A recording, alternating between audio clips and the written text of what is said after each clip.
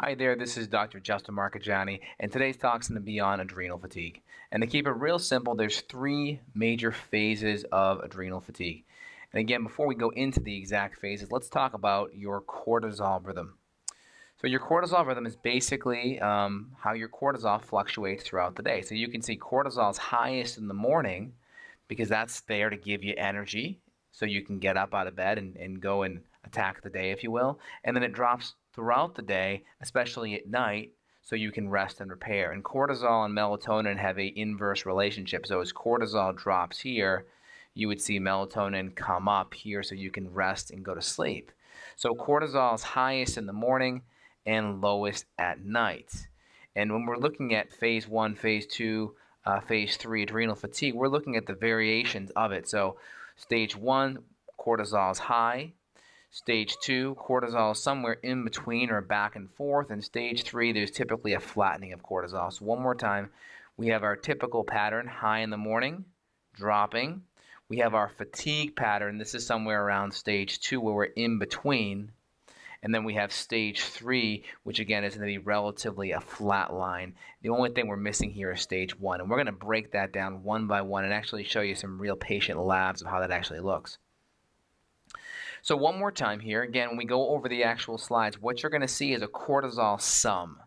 So not the morning, noon, afternoon, nighttime samples, but this is how much cortisol you'd be making in the whole day. So if we took a sample here, here, here, and here and added it up one whole day, that's what a whole day would look like. So you can see in the normal range, we're in the mid-30s or so for cortisol.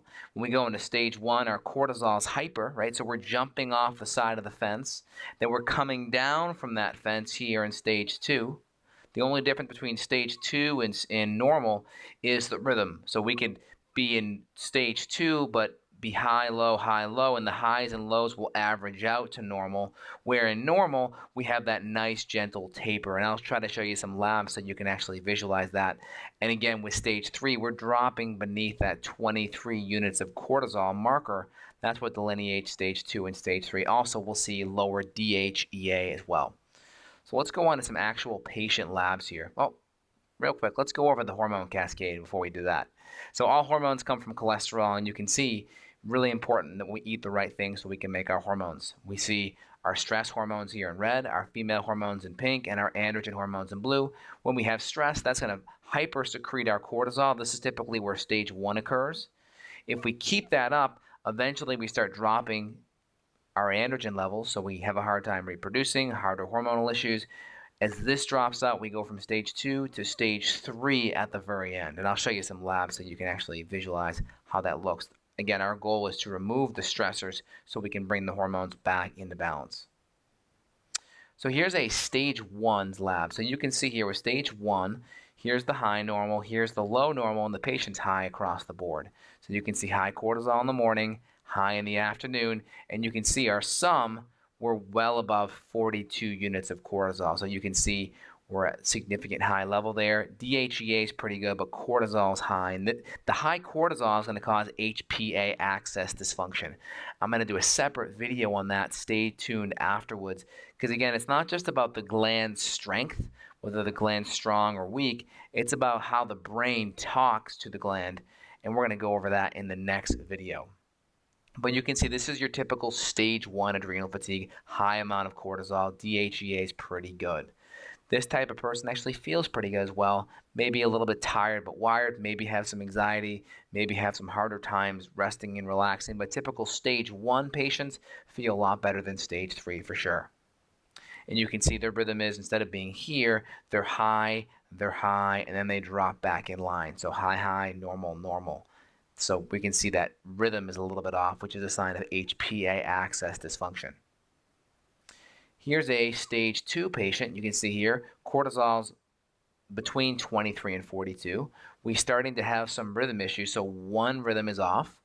So that noon to afternoon rhythm's off. So you can see here's morning, here's noon, here's afternoon, dropping out a little bit. And you can even see their mornings and noons, even though they're in the normal range, they're at the low end of the normal. So you can see they're sitting right on stage two. DHEA is pretty good in this patient.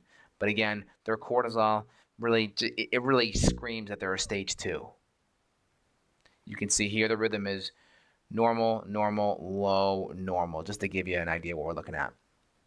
And then here's a stage 3 patient. So you can see cortisol in the morning, flat, cortisol at noon, flat, afternoon, relatively flat, and then at nighttime, finally it's normal. So if we go back here, it's basically very close to being a flat line. So we don't have that nice taper. So this is another big sign of HPA axis dysfunction. And you can see here on the labs, that's like being down here, low, low, low, and low. Again, the take-home message here is there's 3 types of adrenal fatigue, and it's not just the gland fatiguing, it's the brain, and the communication from the brain down to the adrenals is really what's getting disrupted. And again, you're going to know if you have adrenal fatigue off the back symptom-wise. Again, I always recommend getting tested so you can figure out exactly what rhythms, what's off, so then we can apply more fine-tuned protocols to get you better. But again, if you have fatigue, weight gain, depression, digestive issues, mood issues, if you're constantly feeling tired, if your thyroid isn't working right, typically there's a thyroid adrenal connection. So if you have any of those symptoms, you're going to be a great candidate to get your adrenals tested.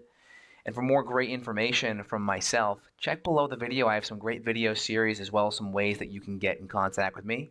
And next up on this series, we're going to talk about the HPA axis dysfunction part of the whole entire adrenal fatigue sequelae.